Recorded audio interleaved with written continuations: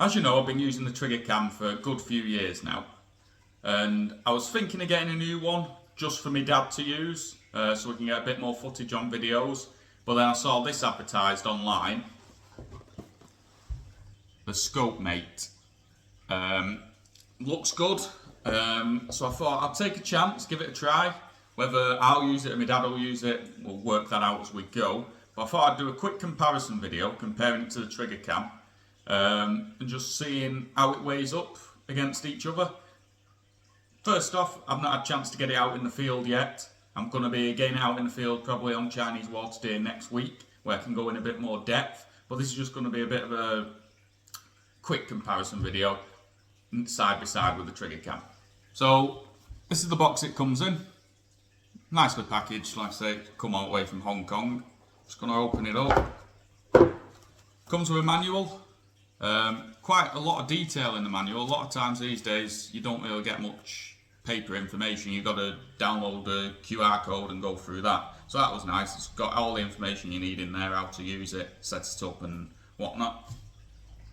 Comes with a little protective bag, and the important things are scope rings for your varying different sizes on your scopes. The Allen key for fitting it, which is quite a good quality one to be fair. If I'm going to go straight into comparison with the trigger camera, you didn't really get a good tool for that. That broke quite quick, but that seems quite sturdy, and it's just an Allen key as well, so it's easy to replace if you lose it. I got a spare battery with mine, which I'm trying to get out.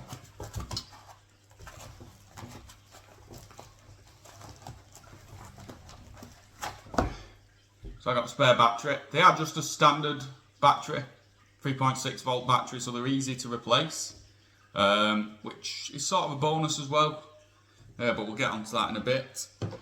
And then the actual unit itself.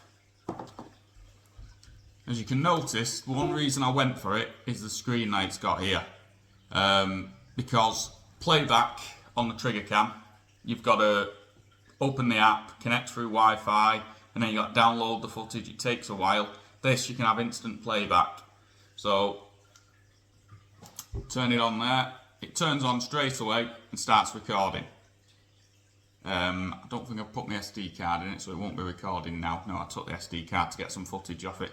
So it started recording now if you had your SD card in, and as you can see everything what it's doing. And then the settings are all built into the device itself, so again there's no need to use the app. Like with the Triggercam, if you need to change settings, you've got to go into the app, connect it through Wi-Fi and mess around like that. Dead easy settings, just flicking up and down to go to the next setting. So I do like that. How robust that screen is, I don't know. I'll find that out in time, whether it handles being dragged about up an hill and stuff like that. Another feature I like is the focus ring. So on the Triggercam app, you've got to go on there to focus it and see if it's in focus. And also it's in a little sealed unit, so it's not quick to do. With this, you can easily focus it just by turning that knob while you're out shooting, which is handy. But I did find it didn't really make much of a difference to the image clarity. But that just might be me. It might just be lucky and it's focused quite easily itself. I don't know. I've not been using it enough to see it in when it's not focusing, and I do need to fine tune that. But it is handy, you've got that. And then on the other side, you've got the battery compartment. As I say, it's an external battery, so just switch it off first. You can take the battery out and then obviously put your spare battery in. So that's handy if you do run out of battery. I don't think you're going to run out of battery, especially out stalking. You're only out for a few hours. As long as you charge it before you go, you should be fine on that. So I don't think it's going to be handy swapping batteries quick. But if I'm away for a week or two on some of the long stalking trips, that's handy. I don't have to worry about charging every night. All the buttons are there on the top. Switching it on with that one, just hold it down and it comes on pretty quick, and as I say, starts recording. You got the Wi-Fi button, you hold that down, it turns the Wi-Fi on so you can connect to your phone and connect to the app. And then there's obviously the record button there that you can press to record if the device is already on. Yeah, it's dead easy to use. As I say, you don't need the screen technically to shoot and record, but I do like the idea that I can just shoot, click the button, and I can go straight back to play back and watch something. Coming back to the screen, like I said, that's the main feature I sort of went for this. I'll just show you the playback, how easy it is. You just click the settings button there, and then you got playback, and then all the videos are there. That's from this morning. Just a few rows, but you can't really see it on there because obviously it was reflecting. But that's just how quick and easy you can get footage up and watch what's going on. So you can check your shot pretty instantly. Now, how it clamps on, I do like this bit over the Triggercam. I'll go straight into that. It's a lot sturdier. 2 Allen keys there, and they seem to clamp down a lot better, as I'll show on the Triggercam in a bit, where I've had issues with. But yeah, you get 2 Allen keys, so it spreads the weight out a little bit. I like that, it does clamp down. Weight wise, I've got notes down here for that, it's 345 grams as I weighed it. The Triggercam's 467 grams, so it's slightly lighter, which helps, especially when you're out on the hill and you're carrying a heavy gun on your back and a few things in your bag. So cutting down weight always helps.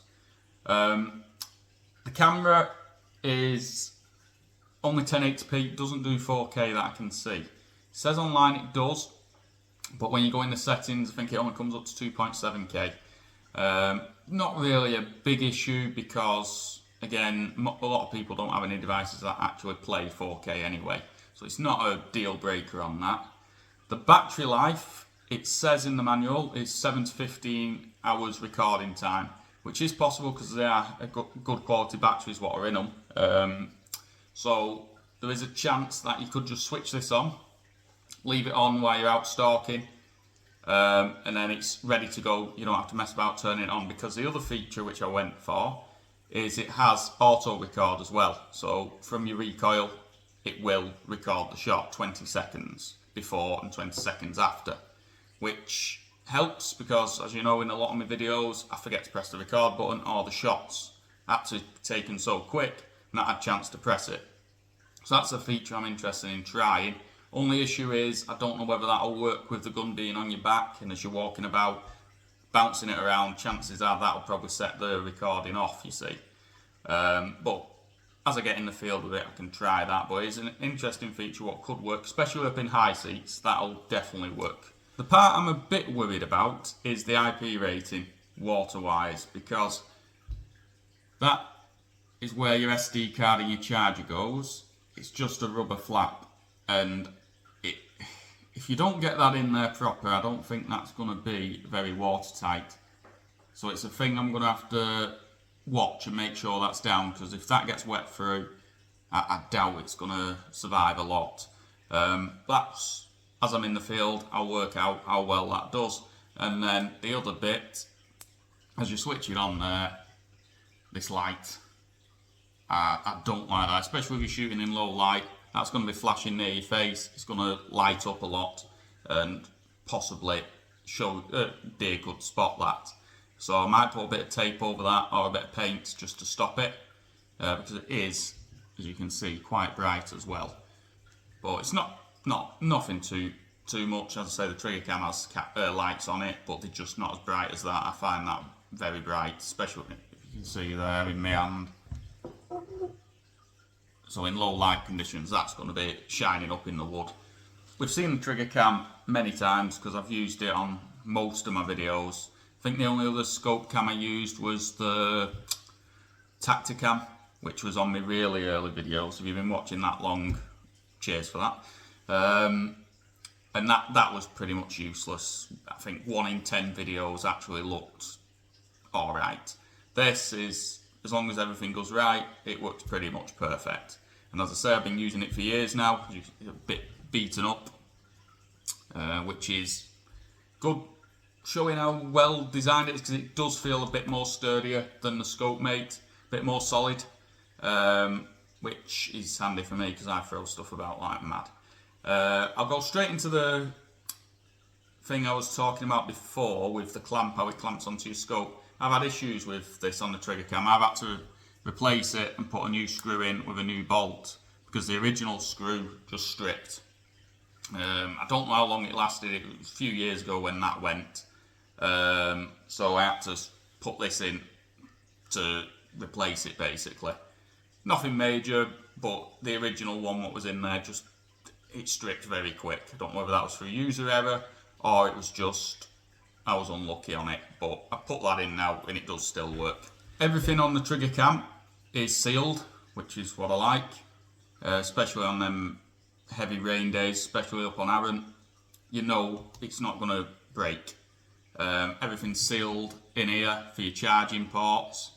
That's where it's a bit more awkward for focusing because your focus ring is inside there, so you've got to get a screwdriver, take that off, and adjust it from there. Let's do that while I'm here.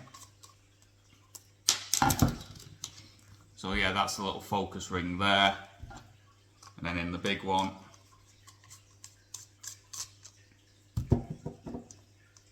is where your charging ports and your SD card goes. As I say, I prefer that to on the ScopeMate because I know it's going to be sealed and it's going to be waterproof and no water's going to get in and break it.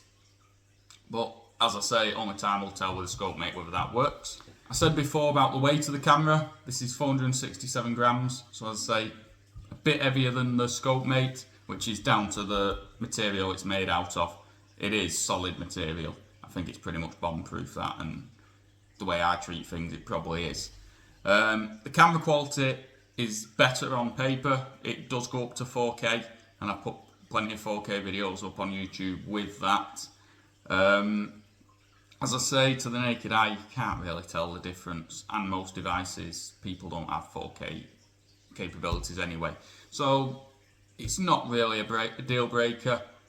But as I'll put the footage up side by side as well, showing what the quality of the actual image is, you can make your mind up whether you can tell the difference. I can't really tell the difference. I mean, if I was going to be picky, I'd say the Triggercam is slightly clearer image, but that could be just down to me not getting used to the ScopeMate and getting it fine-tuned. This is fine-tuned for my scope now because I've been using it for so long. But if I was going to have to pick one for image quality, I would go with the Triggercam. The battery life on these are 3 hours on standby and then 2.5 hours recording.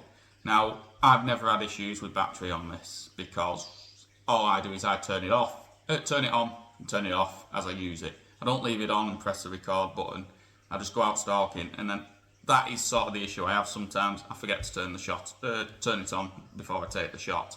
But to turn it on, just a button in there, hold it in, which can be difficult when you've got gloves on. But it is what it is, you sort of get used to it. ScopeMate does feel a little bit easier for switching on and off. And then it comes straight on and it's recording, you've got your flashing lights there to say it's recording. And then you can stop recording there and just leave it on standby. Then the issue I do find with it, you've took your shot, you want to look at the footage, you've got to get your phone out, link it to the app, and then download it, and it takes a while to just check that shot, what you've done. Whereas with the ScopeMate, I can just go straight on, play back, and watch it straight away. It works. It's just not as user-friendly as I see the ScopeMate being, especially for what I want it for. But it does work. The app's perfectly fine. It does everything. And again, not having that screen there makes it a bit more robust. Like I said before, time will only tell how robust that screen is when I'm crawling through the Clayfell and stuff, whether it stands up to the test of time.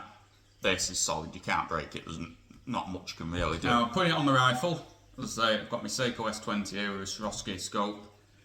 Triggercam's been on this for many years now. Only a modification I did, I put a bit of tape in there to try and help seal it up, because wet conditions, sometimes you get quite a bit of fog.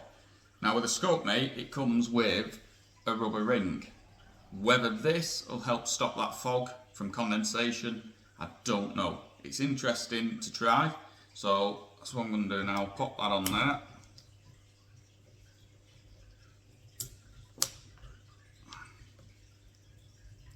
Get it tight there.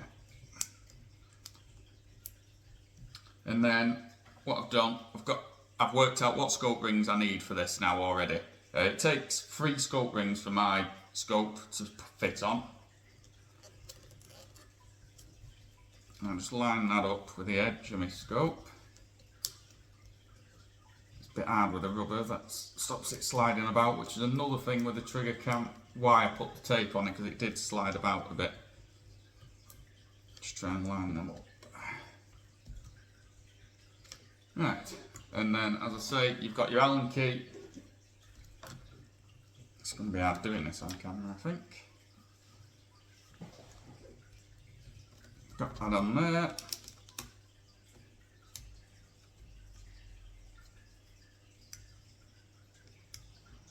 Not going to over tighten it today because I'm not going out with it. Don't want to strip the bolts before I've even started using it. Yeah, so that's on there now. As for eye relief, as you can see, you lose that little bit of eye relief there, but it's still not too close. I can go a bit further there and I'm still clear. But again, you still have to be careful because Triggercam, I have been scope rashed before. But I don't think this sticks out slightly less than what the Triggercam does. But again, it's still one of them things you want to keep an eye on. Maybe make sure your scope's further forward than you normally would have it. And then make sure your shoulder's in, your gun's straight into your shoulder, which I haven't done a few times. Right, for the Triggercam, it's a bit easier, because for my scope, I just need the one ring. So I can just essentially slide it straight on now, because I've got used to it. And like I say, I had to replace that bolt. It had stripped, so I'll put that one on now, and it does go pretty tight now, and that's what you need to do. And with that tape there, it does stop the swiveling. I still get that swiveling, as you'll notice in some of the videos. Every so often it's slightly canted, but that's because it's been on my back. I've had to swing it off. But as you can see, same sort of eye relief, and you've just got to be careful there. You don't go too quick, too far forward, because it will catch you, as you've seen. But there's not much you can do about that. And it's the same. It slightly sticks out further more than the ScopeMate, but as long as you're careful, unlike I am sometimes, you should be clear on that. As for price, the ScopeMate come in at £469 with delivery, which took about a week because it was coming from Hong Kong, so bear that in mind when you are ordering one. So £469 is a bit more expensive than the Triggercam, but again, that's with postage on and stuff like that. You can get Triggercam varying different prices depending where you're ordering from. The price of the Triggercam is £452. That varies depending on where you order it from, but I went off Triggercam's website with the exchange rate. So the price is roughly the same. Like I say, that's without postage on the Triggercam one, you see, so it'd work out roughly the same. So you're paying the same sort of money, you're just getting different features. But as I say, the more I keep holding this now and compare it to the ScopeMate, you can see the material quality on it. The Triggercam is a lot more robust. I'll trust that more than this with the way I treat stuff, but who knows? We'll see as I use it how rough I can be with it. I might have to just be a bit more delicate, but it does still feel solid. It's still a solid piece of metal, but not as quality as the Triggercam. There's not much between them. I'll go through sort of the pros and cons of the ScopeMate. So for me, I've wrote these down. I'm professional, you see.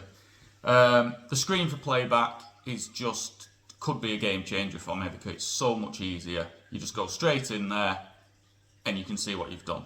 And then also the settings are easy to change, so in them low light conditions, if you fiddle about with the settings, you might get an extra few minutes of light. So that's something I can be playing with. With a Triggercam, you've got playback on your phone, you've got to do all the settings on your phone, It's nothing major to do, but it's just them added steps what take time. The focus reel is handy on the ScopeMate, but as I say, I don't really see it making much of a difference. It seems to be always in focus. So I'm not too bothered about that, because again, with the Triggercam, once you've got it in focus, I can take that on and off my scope, and that's it, it's fine. It never really needs touching, so it doesn't really bother me that much. The rubber cover for the SD card and charger is a bit of a concern of mine, how good that's going to be at keeping water out.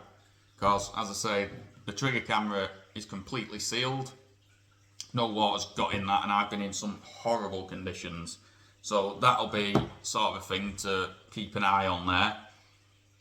The external battery also can play into the fact of IP rating, but it also helps if the battery does become useless and dead. It's easy to replace yourself. I don't even need to go to ScopeMate. You can get them batteries from anywhere. Whereas the Triggercam, if the battery does end up with a fault, it's going to have to go back to Triggercam because there's nothing you can do about it. But it's added IP rating what keeps that moisture out. So it comes and goes with that one. But I think battery wise, I probably prefer the Triggercam's sort of idea that it's all built in, it's all sealed, and you can't have any issues then.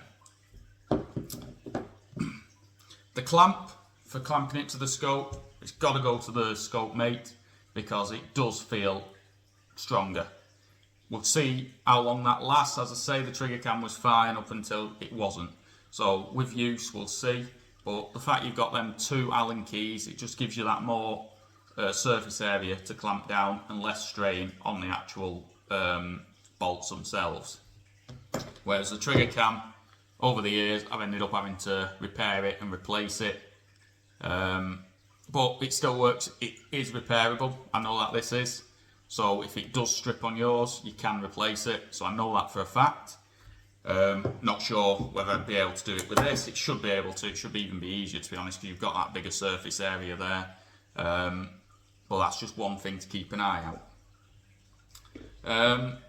As for fitting on the scope, I find the Triggercam a lot easier because you've just got this one ring. Well, for my scope anyway, it's just the one ring straight on. Again, it could be down to practice because I've used it a lot longer, more confident in doing it.